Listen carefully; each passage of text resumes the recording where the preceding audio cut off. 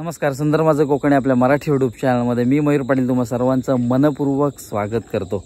तर बरेच दिवसांपासूनची इच्छा होती की एका स्थळी जायची, जे स्थळ डोंगर माथ्यावर आणि डोंगर माथ्याच्या खाली खोल दऱ्या अशा थोडंसं एक रौद्र भीषण थोडंसं स्वरूप आहे, ते म्हणजे देवरुखमधील टिकळेश्वर तालुका संगमेश्वर। तर हे टिकळेश्वर हे स्थान अगदी डोंगर माथ्यावर आहे आणि चहूबाजूने वेढलेला हिरवागार निसर्ग असं काहीसं सौंदर्य आहे। आणि त्यानंतर जर बघायला गेलं तर हे उंचावर असल्यामुळे आजूबाजूला दरे आहेत, असं एक रौद्र भीषण स्वरूप ह्या टिकळेश्वर आहे। आणि टिकळेश्वर म्हणजे अर्थातच महादेवांचं तिथे मंदिर आहे आणि इथे आपल्याला ट्रेक करून जावं लागतं। तर साधारण ह्या व्हिडिओमध्ये आज संपूर्ण माहिती आपण घेणार आहोत की टिकळेश्वर मंदिराविषयी आणि तिथे कसं जायचं हे मी तुम्हाला जसं जसं जाईन तसं तसं सांगत जाईन।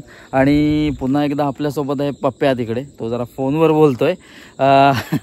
तर पप्प्या आणि मी जातोय टिकळेश्वरला। इथून आपला प्रवास असणार आहे साधारण जाकादेवीपर्यंत। तिथून आपल्याला एक वांद्री मार्गे जायचं की निवळी मार्गे जायचं ते तुम्हाला नंतर सांगेन। तर चला प्रवासाला सुरुवात करूया। तर आता आपण या गणपतीपुळे रोडने आलो आणि बरोबर 32 किलोमीटर गणपतीपुळेपासून निवळी आहे, निवळीमध्ये आलो। तर सरळ जो रस्ता बघताय ना, हा रस्ता हा सरळ रत्नागिरी गोवा किंवा कोल्हापूरकडे गेला आहे। आणि हा जो डाव्या बाजूला रस्ता गेला आहे हा, तर इथून आपल्याला जायचं आहे आणि थोडं पुढे गेल्यावर पुन्हा एकदा डावीकडे वळायचं आहे, मुंबई गोवा हायवे लागतो आणि तिथून आपल्याला सरळ बाऊ नदीकडे जायचं आहे, निवळी घाट उतरू।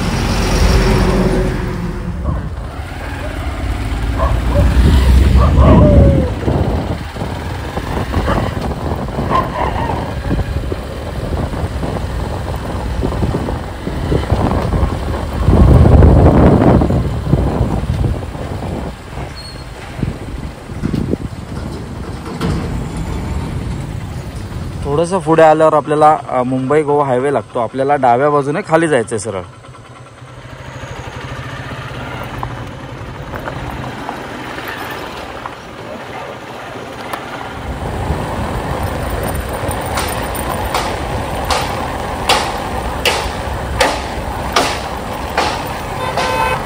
साधारण 4 किलोमीटरचा निवळी घाट उतरल्यानंतर हा भाऊ नदीचा ब्रिज आणि हा भाऊ नदीचा ब्रिज जसा संपतो तसा उजवीकडे जायला एक रस्ता आहे, मार्लेश्वर देवरुख। तर आपल्याला उजव्या बाजूने वळायचं आहे।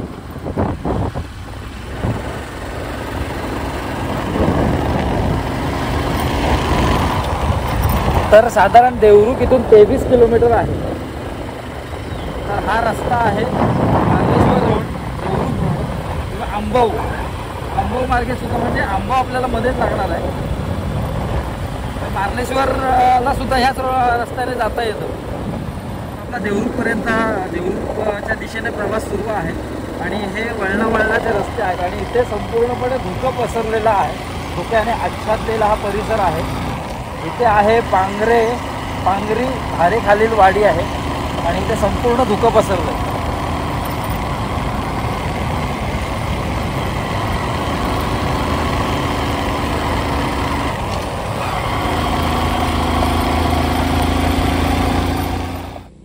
तर आता आपण देवरुखच्या दिशेने प्रवास करतोय आणि समोर बघताय छानपैकी ढगांची आरास आहे। आता आपण जातोय देवरुखच्या दिशेने आणि समोर बघा निसर्ग सौंदर्य, ढग पूर्णपणे खाली उतरलेत। छान, म्हणजे प्रवास सकाळचा सुरुवात केला ना की असं छान छान निसर्ग सुंदर नजारे आपल्याला पाहायला मिळतात।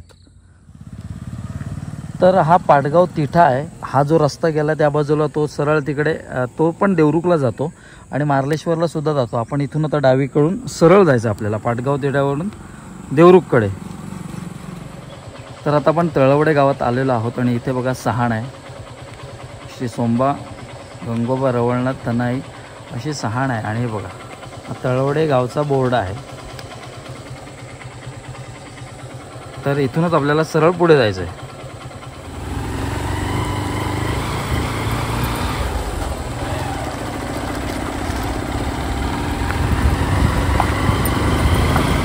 आणि थोडंसं पुढे आल्यावर ते जे डोंगराचं टोक दिसतंय ना, तर तिथे टिकळेश्वराचं मंदिर आहे, इथून दिसतंय बघा।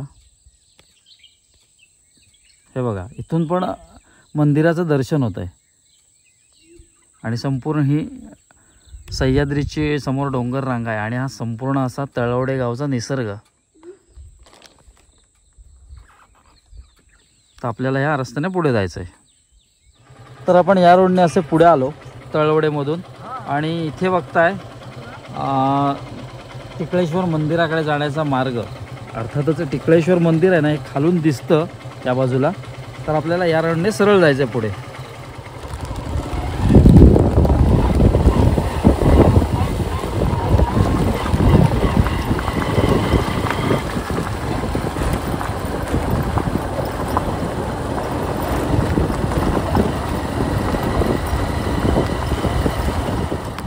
तर येताना एक विशेष काळजी घ्या. मी मुद्दामून थांबून सांगतोय कारण हे बघा, ह्या पॅचला अशा ना जी खडी आहे ती वर आलेली आहे आणि मोठी खडी आहे. अगदी म्हणजे उत्कंठेपोटी मी पटापट येत होतो, पण इथे आल्यावर थोडीशी गाडी अशी स्लिप झाली बाईक. तर येताना फक्त सावकाश आहे इथे, कारण इथून जो रस्ता सुरू झाला ना खालून, तर तो कच्चा रस्ता आहे. थोडंसं ऑफरोडिंग करत आपल्याला जावं लागणार आहे. साधारण जिथून आपल्या मंदिराचा बोर्ड दिसला टिकळेश्वर, तिथून साधारण 1 ते 1.25 किलोमीटर रोड अतिशय खराब आहे. तुम्हाला जिथे दाखवले खडी वगैरे वर आली आहे आणि त्यानंतर थोडासा हा चांगला पॅच सुरू झाला आहे. एक चांगलं डांबरीकरण इथे आपल्याला बघायला मिळतं आहे. आणि कुठेतरी आम्ही एक म्हणजे गाजरं खात असताना थोडं पुढे पुन्हा एकदा एक खराब पॅच लागलेला आहे. खुशीत गाजरं खात होतो, पण असो पुन्हा एकदा मला वाटतं हा रोड चांगला होतो. बघा, पूर्ण थोडासा रस्ता चांगला आहे इथे आणि पुन्हा एकदा खराब रोड चालू होतो. अर्थात डांबरीकरण आहे, पण ते पूर्ण विस्कटलेलं डांबरीकरण आहे. तर दलमजल करत आपण शेवटी टिकळेश्वरच्या पायथ्याशी येऊन पोचलेलो आहोत. ह्या बाजून अशा स्टेप्स चालू होतात. तर हा संपूर्ण असा भाग आहे. इथून 4 व्हीलर देखील येतात. 4 व्हीलरचं पार्किंग देखील प्रशस्त आहे इथे बघा. संपूर्ण चढावाचा हा संपूर्ण रस्ता आहे. तर हे बघा, माझ्यासोबत आहे पप्या आणि मी आता ट्रेक चालू करतो. हे बघा, इथून खऱ्या अर्थाने मंदिराकडे जाण्याचा मार्ग आहे. चला, हर हर महादेव, हर हर टिकळेश्वर. चला सुरुवात करूया. तर मी आजपर्यंत जे व्हिडिओ पाहिले होते त्यामध्ये हा संपूर्ण परिसर आहे झाडीने आच्छादलेला होता, परंतु आता हा थोडा क्लीन करण्यात आलेला आहे. अर्थातच साफसफाई आहे, त्यामुळे एवढी झाडी जंगल वाटत नाही आहे. तर सकाळची वेळ आहे आणि सकाळच्या प्रसन्न वातावरणात आम्ही दोघांनी टिकळेश्वरच्या पायऱ्या चढायला सुरुवात केलेली आहे. दमछाक तर झालेली आहे, त्यामुळे समजा वयस्कर माणसं येत असतील तर अतिशय शांततेत किंवा सावकाश चढा तुम्ही या पायऱ्या. काही घाई नाही. इथून ज्या पायऱ्या आलेल्या आहेत त्या चढताना एवढं वाटत नाही, पण हा समोरून जो पॅच बघताय ना, सरळ उभाच्या उभा दिसतोय बघा, पूर्णपणे उभा आहे.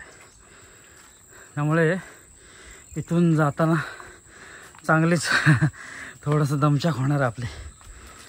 पूर्ण अशा उभ्या पायऱ्या आहेत. पण असो, ही जी पायऱ्यांची सोय करण्यात आलेली आहे ना, तर ती खरंच चांगलं आहे. कारण सुसज्ज अशा पायऱ्या आहेत. नाहीतर पूर्ण असा डोंगर एरिया आहे. पूर्ण समजा इथे पहिल्यांदा कदाचित पायवाट होती असावी. थोडंसं पुढे आल्यावर इथे बघा बाजूने रेलिंग केलेले आहेत. इथे पण आहे आणि इथे पण आहे. आणि समोरचा नजारा बघा, फक्त एक नंबर. दम तर लागलाय, पण हा नजारा बघून आहे ना, खरंच सगळ्या गोष्टींचं विस्मरण होतं. एक नंबर.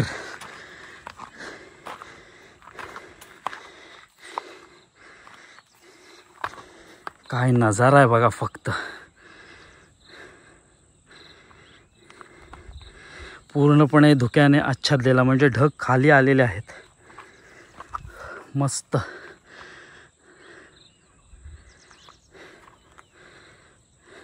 काय व्ह्यू आहे मित्रांनो, खरंच सुंदर. म्हणजे आत्तापर्यंत ज्या मी पायऱ्या चढून आलो ना, तर थोडीशी दमछाक झाली, पण त्याचं विस्मरण होऊन समोरचा जो नजारा बघतोय ना, एक नंबर, अप्रतिम.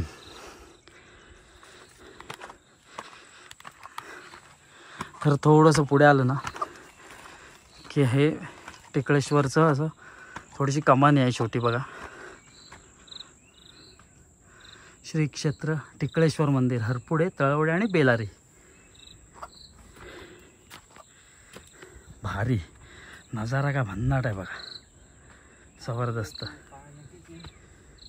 तर ही जी कमान बघताय ना, या कमानीपर्यंत यायला आम्हाला हार्डली 10 मिनटं लागली.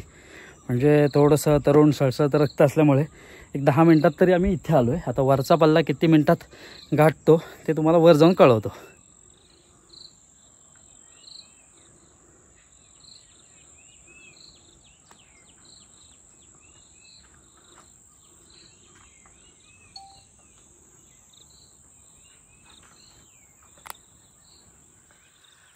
थोडं वर आलो आणि आणखीन जरा उंचावरून हा नजारा टिपण्याचा प्रयत्न. काय सुंदर आहे बघा, कोकणातील निसर्ग सौंदर्य.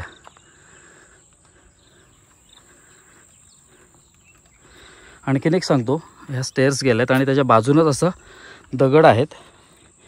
जिथे काही लोक सेल्फी पॉईंट म्हणून याचा वापर करत असतील तर कृपया असं करू नका, कारण पूर्ण खाली दरी आहे. चुकून सेल्फीच्या नादात काहीतरी वेगळं आगळं वेगळं होऊन बसायचं, जीवाचा खेळ होऊन बसायचा. त्यामुळे इथे येताना फक्त सरळ गेलात तरी चालेल, किंवा इथे येण्याचा अजिबात प्रयत्न करू नका. तर खालच्या बाजूला ती कमानी आहे आणि कमानीतून थोडं पुढे आल्यावर खऱ्या अर्थानं मंदिराचं दर्शन व्हायला सुरुवात होते. तर सुसज्ज असलेल्या पायऱ्या हे बघा, इथून आलेल्या कमानीच्या थोडं वरती आल्यावर इथे संपुष्टात येतात आणि इथून एक कच्चा रस्ता चालू होतो. थोडंसं बोलताना दमल्याचं जाणवत असेल, चांगलीच दमछाक झाली आहे. पण असो, ह्या निसर्ग सौंदर्यापुढे ही दमछाक काहीच नाही. फक्त हे जे दगड आहेत तर थोडा स्लिपरी दिसतोय, पण आता तेवढं नसणार, कारण आता श्रावण महिना सुरू आहे आणि पाऊस कमी झाला आहे. त्यामुळे हे दगड तेवढे स्लिपरी नाहीत. पण जर तुम्ही पावसाळ्यात येत असाल तर सावकाश आणि सांभाळून या, कारण हे जे दगड आहेत पूर्णपणे स्लिपरी झाले असणार आहेत आणि हे जी माती आहे ना ती देखील घसरणीची झाली असणार आहे. थोडंसं पुढे आल्यावर जो कच्चा रस्ता दिसला होता, तर त्याचं रूपांतर निमुळत्या पायवाटेत होतं. हे बघा, मंदिर एकदम जवळ आहे आता. तर आता आपण या पायवाटेने असं पुढे आलो. थोडंसं पुढे आल्यावर एक या बाजूने वाट जाते, एक उजव्या बाजूने वाट जाते बघा. तर उजव्या बाजूच्या वाटेने आपल्याला वर जायचं आहे. ती वाट कुठे जाते हे नंतर आपण बघूया. पुन्हा एकदा नजारा बघा, फक्त काय नजारा आहे, काय निसर्ग सौंदर्य आहे. पूर्णपणे हा जो खोलगट भाग आहे तो पूर्णपणे ढगांनी आच्छादलेला आहे. आपण ढगांच्या वरच्या बाजूला आहोत आता. मस्त एक वेगळा अनुभव आज मिळाला. तर त्या बाजूने आपण तसे आलो. हे बघा, ह्या त्या पायऱ्या आहेत, इथपर्यंत यायच्या. आणखीन थोडंसं उंचावर आलो आणि आणखीन उंचावरून हा नजारा बघा. तुम्हाला हे नजारे दाखवता दाखवता खरंच एक वेगळ्या गोष्टीची अनुभूती मला नक्कीच येते. भारी. आणि शेवटी आता आपण मंदिरापाशी पोचलो आहोत.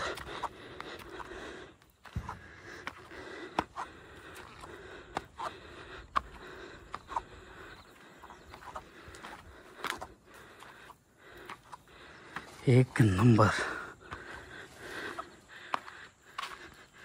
जे आजपर्यंत व्हिडिओत पाहिलं, फोटोत पाहिलं, ते टिकळेश्वर महादेवांचं मंदिर आज मी माझ्या प्रत्यक्ष उघड्या डोळ्यांनी पाहतोय. याहून आणखी वेगळं सुखते काय. आणि मंदिराजवळून हा आजूबाजूचा नजारा बघा, एक नंबर, मस्त. चला आज जाऊन महादेवांचं दर्शन घेऊया. हर हर टिकळेश्वर. चला, शेवटी आपण मंदिरात आलो आहोत. मंदिराच्या अगदी समोरच, मंदिराच्या म्हणण्यापेक्षा टिकळेश्वरांच्या अगदी समोरच हे तुळशी वृंदावन आहे इथे. आणि इथे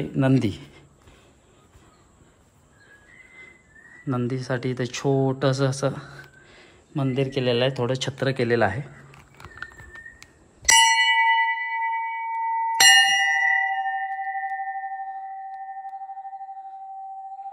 हर हर टिकळेश्वर, हर हर टिकळेश्वर.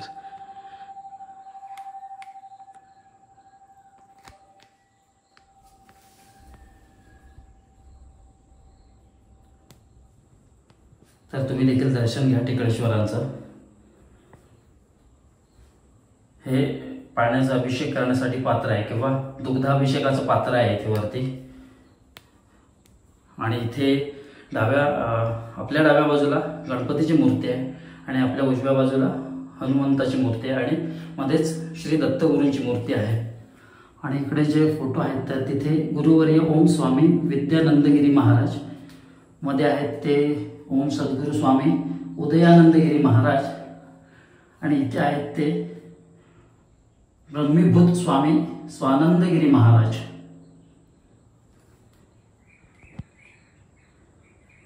खूप सुंदर छोटासा असा गाभारा आहे आणि गाभारात टिकळेश्वर विराजमान आहेत. आणि इथे कथा गुरुभक्तीची आणि देवस्थानाची ही कथा आहे.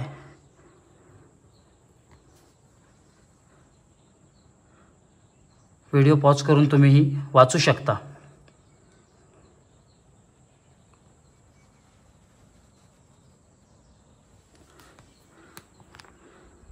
तर इथेच बाजूला श्री गणपत लक्ष्मण काताळकर, आय थिंक यांचे समाधीस्थळ असावी ती. आणि ते बाजूलाच श्री गणपत लक्ष्मण जाधव उर्फ कैलासवासी स्वामी उदयानंदगिरी, तर यांचं समाधीस्थळ असावं.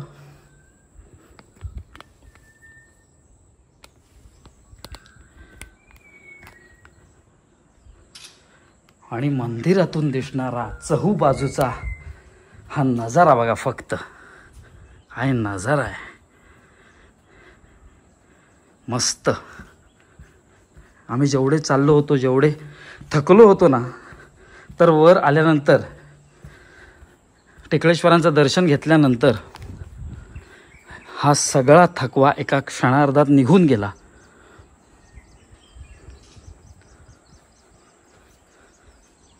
हा हा हा, काय ते सौंदर्य, मस्त विलोभनीय दृश्य. आणि संपूर्ण असा भव्य असा सभा मंडप आहे. आधुनिकीकरणाने म्हणजे ते कॉन्क्रीटचे असे खांब दिसत आहेत आणि हे पत्र आहे वरती. आणि हा जो परिसर आहे तो खूपच प्रशस्त असा आहे.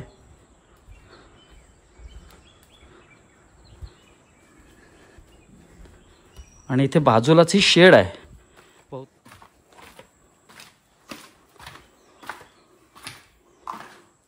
तर इथे ही चूल आहे बघा. मला वाटतं इथे जेवण वगैरे करण्यासाठी हे चुली असाव्यात. इथे असं बाथरूम आहे आणि इथे देखील रूम आहे. मला वाटतंय यात्रींसाठी किंवा जे राहणाऱ्यांसाठी ते सोय असावी. हे बघा, इथे जेवण करायचं आणि इथे जेवायचं. इथे देखील रूम आहे. तर समोरच टिकळेश्वरांचं मंदिर आहे आणि इथे अशी खडी टाकलेली आहे. मला वाटतं बांधकामासाठी वापरलेली खडी आहे. आणि पुन्हा एकदा मंदिराच्या इथून नजारा बघा, खूप सुंदर. आणि या बाजूला देखील आहे संपूर्णपणे धुक्याने आच्छादलेला परिसर. संपूर्णपणे असं धुकं पसरलेलं आहे आणि धुक्यात बसलेत श्री टिकळेश्वर अर्थातच महादेव. तर मंदिर हे खूप उंचावर आहे आणि मंदिराला लागूनच अशा सरळ हे कडे आहेत, ह्या दऱ्या आहेत. त्यामुळे येताना स्वतःची काळजी घ्या आणि ह्या इथे कड्यापाशी जाण्याचा अजिबात प्रयत्न करू नका, कारण कुठेतरी आपल्या जीवाशी खेळ होऊ शकतो. तीव्र उतार आणि तीव्र ह्या खोल दऱ्या आहेत. सह्याद्रीचं हे रौद्र भीषण सौंदर्य आज आपण आपल्या डोळ्यांनी पाहतोय आणि समोरच ढगांनी आणि धुक्याने आच्छादलेला हा परिसर आहे. खूप सुंदर. तर हे जे खोल दरीतलं धुकं आहे तर ते आता वरच्या बाजूने यायला सुरुवात झालेली आहे मंदिराच्या दिशेने. या बाजूने थोडंसं जाताना दिसत असेल, हे बघा पूर्णपणे या साईडला देखील धुकं आहे. जसजसं ऊन वाढतंय तर तसतसं हे धुकं गायब होत चाललेलं आहे. म्हणून मी पप्याला सांगत होतो की आपण सकाळच्या सत्रात जाऊयात यासाठी, कारण हे निसर्ग सौंदर्य मला जवळून बघायचं होतं. आणि थँक्स टू पप्या, कारण अशी हौशी कलाकार मंडळी आपले मित्र असल्यावर आपण कोणतंही डिस्टन्स सहज पार करू शकतो. पप्या कसं वाटलं? मस्त, झकास. पप्याला घाम फुटलाय. असो, पण हे सगळं जर निसर्ग सौंदर्य आहे ना, एक कमालीचा अनुभव देणारा आहे खरंच. म्हणजे तुम्ही जर कोणत्या ताणाखाली किंवा कोणत्या गोष्टीने त्रस्त असाल ना, तर इथे नक्कीच या, कारण हे सगळं अभूतपूर्व निसर्ग सौंदर्य न्याहाळताना सर्व गोष्टींचा तुम्हाला विसर नक्कीच पडेल. मस्त खरंच. म्हणजे हे बोलताना असं आता जराही थकवा जाणवत नाही आहे मला, कारण हे निसर्ग सौंदर्य तसं आहे. हे निसर्गाची देणगी आहे, निसर्गाचं वरदान आणि निसर्गाच्या या संपूर्ण डोंगर माथ्यावर बसलेलं, या सह्याद्रीच्या डोंगर माथ्यावर बसलेल्या श्री टिकळेश्वरांचं हे मंदिर. तर साधारण मालगुणपासून एक 70 किलोमीटर अंतरावर हे टिकळेश्वर आहे. टिकळेश्वराचं देवस्थान म्हणजे तळवडे गावातून तुम्हाला वर यावं लागतं. आणि ह्या ज्या मुख्य ज्या पायऱ्या सुरुवात होतात तिथून जी मुख्य कमानी आहे टिकळेश्वर जिथे लिहिलेलं आहे, तर तिथे यायला आम्हाला साधारण एक 10 मिनटं लागली आणि तिथून वर यायला आणखीन 10 मिनटं. म्हणजे साधारण आम्ही हा रस्ता 20 ते 25 मिनटात आम्ही वर चढलो. पण प्रत्येकासाठी हा कदाचित वेगवेगळा कालावधी असू शकतो. तुम्हाला जर थोडेसे वयस्कर असाल तर साधारण पाऊण ते 1 तास देखील लागू शकतो. तर संपूर्ण इथला आसपासचा जर परिसर पाहिलात ना, तर खरंच धुक्याने आच्छादलेला आहे आणि नयनरम्य आणि निसर्ग सुंदर असा परिसर आहे. जर आजूबाजूने बघाल ना, तर खोल दऱ्या आहेत. हे धडकी भरवणारं सह्याद्रीचं असं निसर्ग सौंदर्य आहे. त्यामुळे येताना काळजी घ्या. आणि हे जे मंदिर आहे तर ते हरपुडे, तळवडे आणि बेलारी या 3 गावांच्या सीमेवर असल्यामुळे या मंदिराला टिकळेश्वर असं नाव देण्यात आलं. आणि इथलं निसर्ग सौंदर्य पाहताना खरंच एक वेगळंच आपण जगात जातो. आम्ही खालून येताना ना खूप दमलो होतो, पण जसजसं आम्ही वर आलो आणि हे संपूर्ण धुके बघितलं, हे संपूर्ण उंचीवरून हा एक वेगळा प्रदेश पाहिला ना, तर हा जो आम्हाला आलेला क्षीण किंवा थकवा म्हणाल तर तो नाहीसा झाला. आणि जसजसं आम्ही या डोंगराच्या माथ्यावर आलो, या मंदिराजवळ आलो आणि इथलं निसर्ग सौंदर्य पाहताना ना खरंच सर्व गोष्टींचं आम्हाला विस्मरण झालं आणि आम्ही वेगळ्या जगतात पोचलो. कारण इथलं निसर्ग सौंदर्य हे न्याहाळणं जोगं आहे खरंच. म्हणजे खूप सुंदर निसर्गाने हे वेळ काढून बनवलेलं ठिकाण असं म्हटलं तरी चालतील. आणि निसर्गाने दिलेलं हे आपल्याला वरदान आहे, देणगी आहे. आणि या डोंगर माथ्यावर साक्षात टिकळेश्वर एक राज्य करतायत आणि संपूर्ण आपल्या भक्तजनांवर त्यांची कृपादृष्टी आहे, ते नजर ठेवतायत. तर कधी येत असाल तर नक्की या, कारण हे निसर्ग सौंदर्य निहाळायला एक म्हणजे कालावधी काढूनच या. आणि इथलं एक कमालीची इथे शांतता आहे. इथे आजूबाजूला कोणी नाही आहे किंवा आम्ही हे दोघंच आहोत. आणि इथे असणारे पक्ष्यांचे आवाज आणि लांबून कुठून तरी येणारा खळखळणाऱ्या नदीचा फक्त आवाज येतोय आणि ते आम्ही एक सुखद अनुभूती इथे घेतोय. तर मंदिरापासून आपण परतीच्या मार्गावर आहोत आणि इथे एक वाट जाते. मला वाटतं ही प्रदक्षिणा मार्गावरील वाट असावी, तर प्रदक्षिणा करूनच आपण जाऊया. तर हा प्रदक्षिणा मार्ग आहे. हे बघा, इथे वरच्या बाजूला मंदिर आहे आणि आपण बरोबर खाली आलो आहोत. येताना जरा सावकाश आहे, कारण हा पूर्ण घसरणीचा मार्ग आहे आणि बाजूला खोलदरी आहे.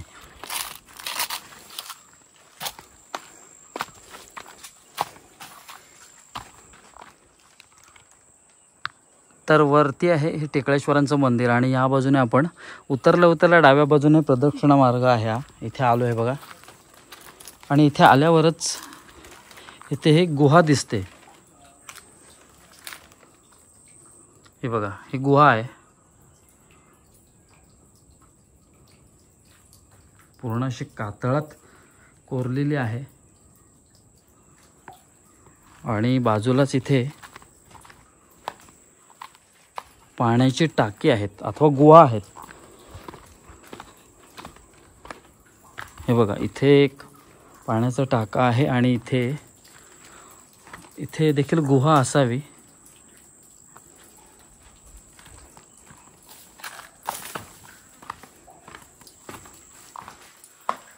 हे बघा, संपूर्ण दगडात अशी गुहा आहे किंवा पाण्याचा टाका तरी आहे. पाणी आहे इथे.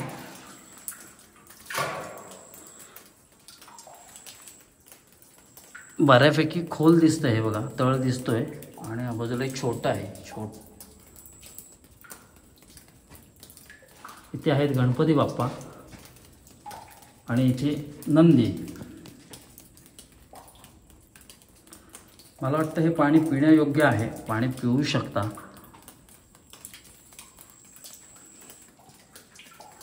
तिथे बाजूलाच गुफा बघितली आणि हे पाण्याचा टाका आहे.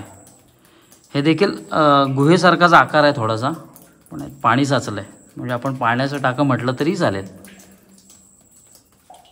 इथे पण पाण्याचा टाका असावं. पूर्ण बंद करण्यात आलेलं आहे. ते लॉक वगैरे लावलेलं आहे. स्वच्छता राखा, देवस्थानाचं पावित्र्य राखा आणि पाणी म्हणजे जीवन, त्याचा अपव्यय टाळा, अशा सूचना लिहिलेल्या आहेत त्या दरवाजावर. आणि इथे असं रेलिंग केलेलं आहे बघा.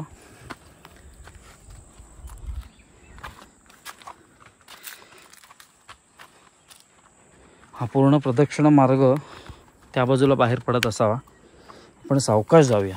तर ही प्रदक्षिणा मार्गावरची जी पायवाट आहे तर ती निमुळती आहे आणि बाजूला दरी आहे. जर प्रदक्षिणा मार्ग करायचा असेल किंवा प्रदक्षिणा तुम्हाला पूर्ण करायची असेल तर मात्र सावकाश या, काळजीपूर्वक जपून या. कारण इथे आता गवत वाढलं आहे. श्रावणाचा महिना आहे, श्रावण महिना. तर या बाजूला वरती मंदिर आहे आणि त्या बाजूला तसे आपण फिरून हा प्रदक्षिणा मार्ग आहे पायवाटेचा. पुढे आलो, तिथे 2 टाके बघितले, गुहा बघितली आणि इथे थोडं पुढे आलं ना की एक छोटंसं मंदिर आहे बघा.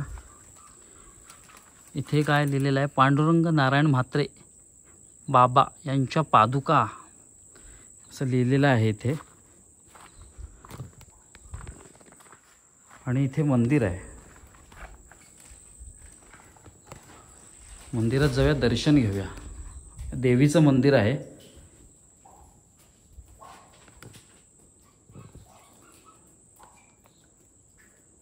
तर इथे देवी सिंहावर विराजमान आहे आणि अगदी मंदिराच्या बाजूलाच मागच्या बाजूला हे आणखीन एक पाण्याचा टाका आहे.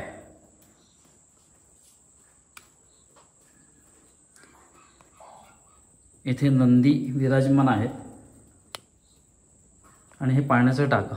हे पाण्याचं टाकं जे आपण पहिलं पाण्याचं टाकं पाहिलं त्यापेक्षा खोल आहे. हे बघा, तळ दिसतोय पूर्णपणे. यात उतरू वगैरे नका, फक्त पाणी प्यायचं आहे आणि इथलं पावित्र्य राखलं गेलं पाहिजे.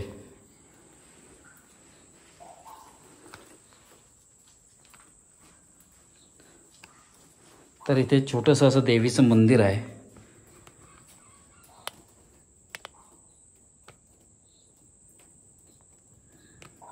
मस्त. आणि इथे पत्र्याची शेड देखील आहे या मंदिराला.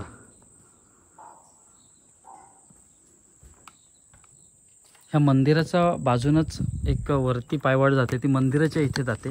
मी मगाशी सांगितलं होतं तुम्हाला की इथून एक रस्ता जातो, तो हा येतो इथे खाली असा, आणि हा जो रस्ता जातोय खालून तर तो खालच्या रस्त्याला जाऊन मिळतो. आपण आता खालच्या रस्त्याने जाऊया, कारण तिथे वर गेलो तर थेट परत मंदिराजवळ पोचू. पण आता आपल्याला खालच्या दिशेने प्रवास करायचा आहे, त्यामुळे इथून जाऊया आपण. तर खालून आपण या बाजूने आलो आणि इथे आल्यावर आपल्याला 2 पायवाटा लागल्या होत्या, एक या बाजूला आणि एक या बाजूला. मी म्हटलं होतं या बाजूला जाते कुठे ते माहीत नाही, तर हा प्रदक्षिणा मार्ग आहे तो थेट इथे येऊन मिळतो. म्हणजे आपली पूर्ण मंदिराला आता प्रदक्षिणा पूर्ण झालेली आहे आणि आता आपण परतीच्या मार्गावर प्रवास करतोय. पुन्हा एकदा हे निसर्ग सौंदर्य पहा, हिरवगार गवत आणि हा आजूबाजूचा निसर्ग, सह्याद्रीतलं हे सौंदर्य पहा. तर आता आपण परतीच्या मार्गावर आहोत. आपला प्रवास सुरू झाला होता मालगुणमधून हे साधारण टिकळेश्वर म्हणजे तळवडेमधील अंतर आहे एक 70 किलोमीटर. देवरुखपासून हे तळवडे गावाचं अंतर आहे साधारण एक 5 ते 6 किलोमीटर. इथे येताना एक अरुंद रस्ता आहे, तुम्ही 4 व्हीलर देखील आणू शकता पण स्वजबाबदारीवर, कारण आजूबाजूला रस्ता निमुळत आहे आणि झाडी आहे ना त्याशी रस्त्याच्या कधी कधी मधोमध आलेली आहे. पण 4 व्हीलर शक्यतो येईल आणि बाईक स्वारांनी तर विशेष काळजी घ्या, कारण तिथे जो रस्ता आहे तो रफ रस्ता आहे आणि जी खडी आहे एवढी खडी वर आलेली आहे, थोडीशी म्हणजे चाक वगैरे घसरू शकतं. तर इथे तुम्ही गाडी पार्क करून खाली वर चढू शकता. पण सोबत येताना खाद्यपदार्थ काहीतरी कॅरी करा किंवा पाण्याच्या बॉटल्स मुख्यत्वे करून तुमच्या सोबतच ठेवा, कारण आता श्रावण महिना आहे त्यामुळे एवढी दमछाक होत नाही. परंतु जर तुम्ही उन्हाळ्याच्या दिवसात येत असाल तर मात्र एक चांगलीच दमछाक तुमची इथे होऊ शकते, कारण पूर्ण चढाचा हा पॅच आहे. हा मध्यंतरी आता आपण जिथे उभे आहोत पूर्ण एक 80 डिग्रीमध्ये संपूर्ण उभा चढ आहे, त्यामुळे कुठेतरी दमछाक होऊ शकते. तर साधारण तुम्ही जर इथे येत असाल ना तर विशेष काळजी घेऊन या. आणि आता आपण वरती टिकळेश्वर मंदिरात गेलो, तिथलं दर्शन घेतलं आणि तिथलं प्रदक्षिणा मार्गावर असणार आहे जे टाकं आहे, पाण्याचं टाकं किंवा जे देवीचं मंदिर आहे छोटंसं किंवा तिथे जी गुहा आहे तर तिथले देखील आपण दर्शन घेतलं. जिथं आपण इथे येत असो ना तर विशेष काळजी घेतली पाहिजे आपली स्वतःची, कारण हे जे टिकळेश्वर देवस्थान आहे तर अगदी डोंगराच्या माथ्यावर आहे आणि एकदम चहू बाजूने पूर्ण अशा खोल दऱ्या आहेत, त्यामुळे एकदम काळजी घेऊन तुम्ही इथे या. स्वतःची काळजी घ्या, आपल्या ज्यांच्यासोबत येत आहे त्यांची देखील काळजी घ्या. वयस्कर माणसांनी शक्यतो इथे येऊ नका आणि जर येण्याचा तुमचा अट्टहास असेलच तर मात्र सावकाश या, कारण आपल्याला कुठलीही स्पर्धा करायची नाही, कोणाच्या पुढे जायचं नाही. तर सावकाश आला तरी साधारण एक पाऊण तासात तुम्ही वर पोचू शकता. आणि पाण्याची बॉटल्स पुन्हा एकदा सांगतो तुमच्या सोबत ठेवा. आणि इथे नेटवर्क बघितलं तर माझ्याकडे BSNL आणि जिओचा सिम आहे, त्याला नेटवर्क होतं. ऑलमोस्ट बहुधा सिम कार्डला इथे नेटवर्क असावं, कारण उंचावर ठिकाण आणि निसर्गाचं हे वरद असतं किंवा निसर्गाची किमया म्हणा, निसर्गाची देणगी म्हणा, हे एकदा तरी आपण आयुष्यात यायला पाहिजे. तिथे मी आणि पप्या तासनतास बसून होतो, म्हणजे साधारण 1.5 तास झाला आम्ही तिथंच गोल गोल फिरत होतो आणि सगळं निसर्ग सौंदर्य निहाळत होतो. जर तुम्ही सकाळच्या सत्रात येत आहे तर एक तुम्हाला पूर्ण फॉग दिसेल किंवा जे ढग आच्छादलेले आहेत त्या पूर्ण दऱ्यात तुम्हाला तिथं एक निसर्ग सौंदर्य पाहायला मिळेल. जर तुम्ही दुपारच्या सत्रात येत आहे तर थोडंसं हे निसर्ग सौंदर्य एक वेगळ्या पद्धतीने तुम्हाला पाहायला मिळेल. धुक्याने आच्छादलेला परिसर पूर्णपणे क्लिअर होऊन मोकळा होऊन संपूर्ण जे दऱ्या आहेत ते पूर्णपणे स्पष्ट दिसतात. सकाळच्या सत्रात आलात तर मात्र तुम्हाला धुक्याने आच्छादलेला परिसर पाहायला मिळेल आणि हे असं एक वेगळं निसर्ग सौंदर्य खरंच मनाला वेड लावणार आहे. आपण इथे आल्यावर मंत्रमुग्ध व्हायला होतो. आणि एक अशी मनातली गोष्ट सांगतो की इथे जर आलात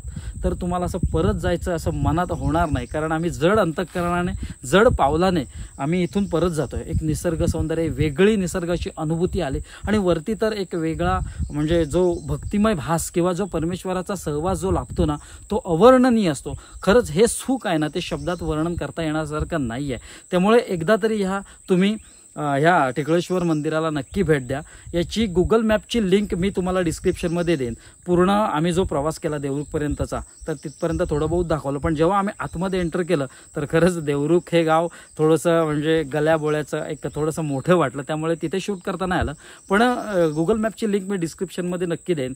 जर तुम्ही आणखीन तुम्हाला एक वेगवेगळी वाहनं मिळू शकतात. जर तुम्ही देवरुखमध्ये आलात तर रिक्षाने देखील इथे येऊ शकता, किंवा तुम्ही जर दुसरीकडून संगमेश्वरमधून येत आहे तर तुम्हाला बसचा एक ऑप्शन तुम्हाला अवेलेबल आहे, किंवा स्वतःची कार स्वतःची बाईक घेऊन तुम्ही येऊ शकता. फक्त येताना सावकाश या, कारण रोड अतिशय निमुळते आहेत, त्यामुळे स्वतःची आणि आपल्या स्वतःच्या परिवाराची काळजी घ्या. फक्त एक काम करा, स्वतःने एकट्याने कधी येऊ नका, कारण पूर्ण असं इथे मला एकही लोक दिसले नाहीत. नंतर 2 माणसं आली होती, पण आम्ही जेव्हा आलो तेव्हा कोणीच नव्हतं. आणि इथे येताना सुद्धा पूर्ण घनदाट जंगलाचा एरिया आहे, त्यामुळे येताना एकटे येऊ नका, सोबत कोणाला तरी आणा.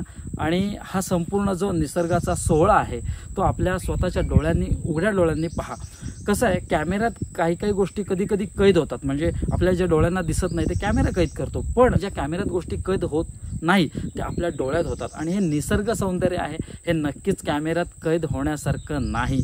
ते आपल्याला आपल्या उघड्या डोळ्यांनी बघायचं आहे आणि तिथे जाऊन त्या जागेची अनुभूती आपल्याला घ्यायची आहे. तर असा होता हा ओव्हरऑल टिकळेश्वरचा व्हिडिओ. सगळं डिस्क्रिप्शनमध्ये मी सगळ्या माहिती देईन. काय माझ्याकडून सांगायचं राहून गेलं तर मी नक्कीच ते डिस्क्रिप्शनमध्ये देईन. तर चला आता व्हिडिओमध्ये तात्पुरता निरोप घ्यायची वेळ झालेली आहे. तर भेटूया एका नवीन व्हिडिओत एक नवीन काहीतरी घेऊन. तोपर्यंत हर हर महादेव, हर हर टिकळेश्वर.